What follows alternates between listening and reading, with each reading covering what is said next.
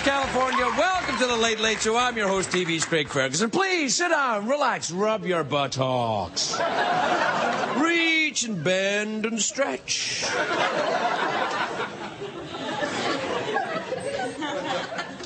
It's a great day for America, everybody.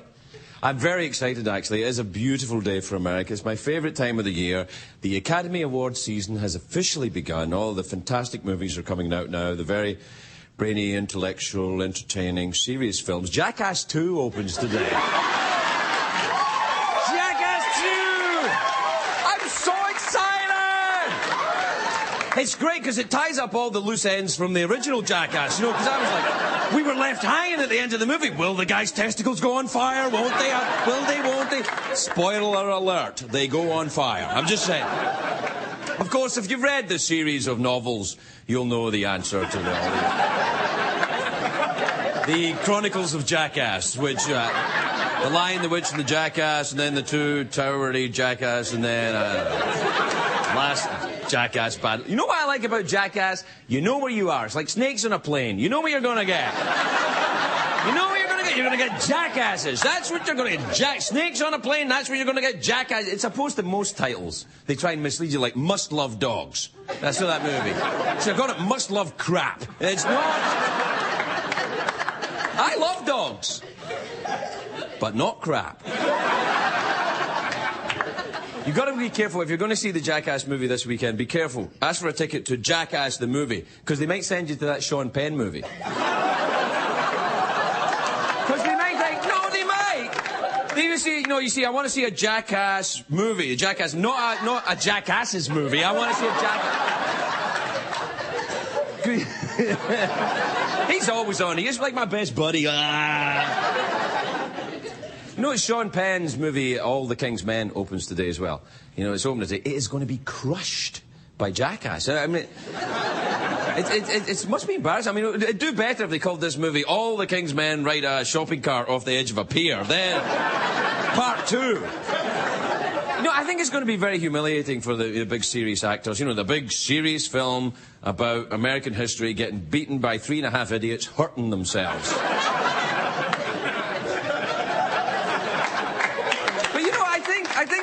To be fair, the Jackass guys know who they are, right? But you see the Jackass guys interviewed, you see these guys interviewed, they're like, yeah, we're lucky idiots. We're just lucky idiots. But not like these self-important, serious actors, Ben, who don't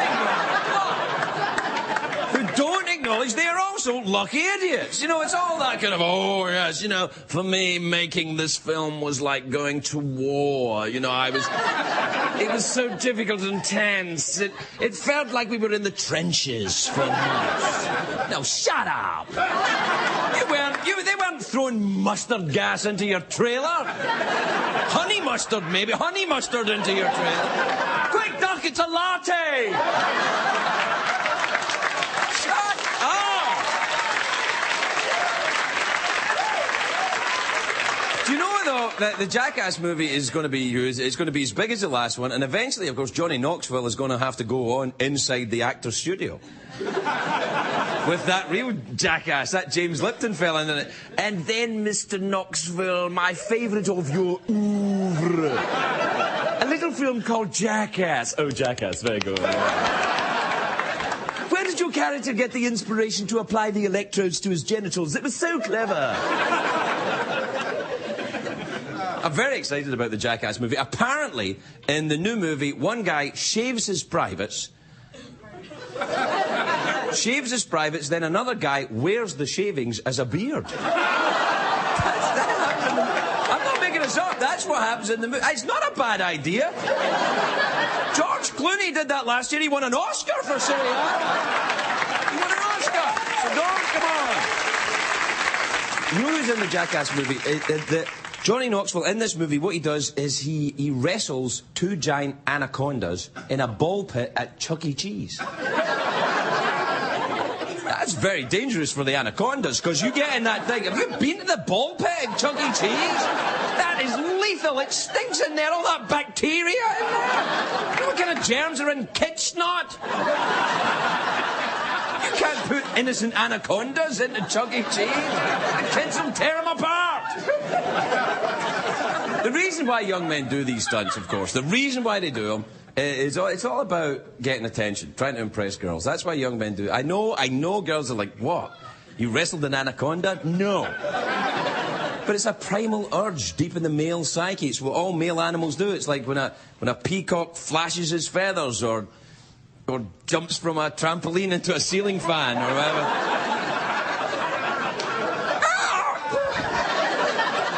Now, I must admit, when I was that age, when I was young, I did some stunts myself. I did some crazy stunts. I once found a Vespa scooter. You know the little Vespa scooters? I found one.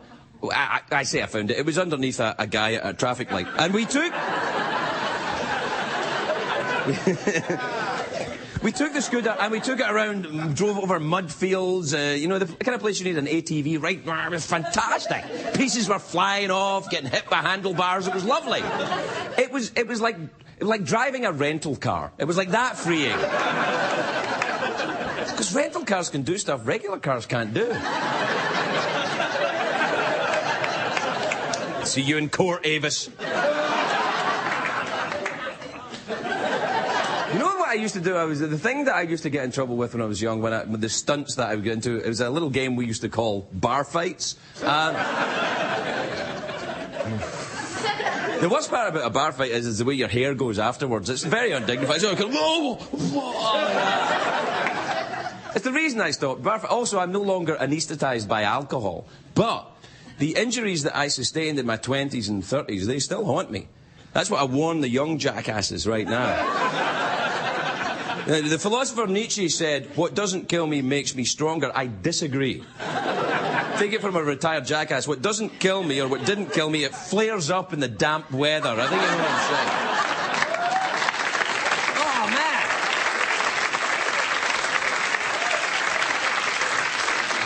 I am over that part of my life. I will no longer do it. I have been hurt enough. I've had my ribs broken, shoulder broken, I had my collarbone broken. Worst of all, I have had my heart broken. That's right, I will never love again. My lawyer strongly advises against it.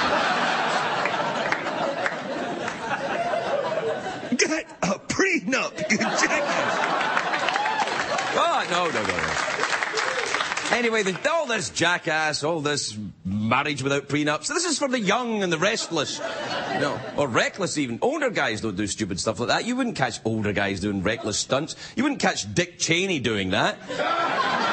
He doesn't do reckless stunts. He sends young guys off to do it for him. You know what I'm saying? Oh, that's not fair. That's not fair. He did shoot that lawyer in the face himself. You know they were playing jackass with that. It was like... do me!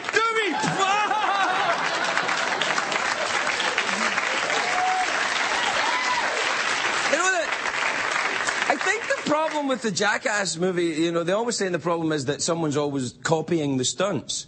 You know, so if you go and see the Jackass movie, these stunts should not be tried at home. They are done by professional idiots. If someone copies... But, you know, people get all upset about it, especially the last one, but if someone copies a movie, it's not the movie's fault. I saw Ocean's 11, I didn't try and rob a casino. Don't be ridiculous. I saw Brokeback Mountain, I didn't...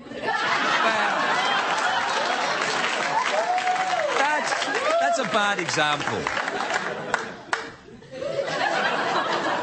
Let's just say I didn't try to quit anybody, all right? And we'll leave it at that.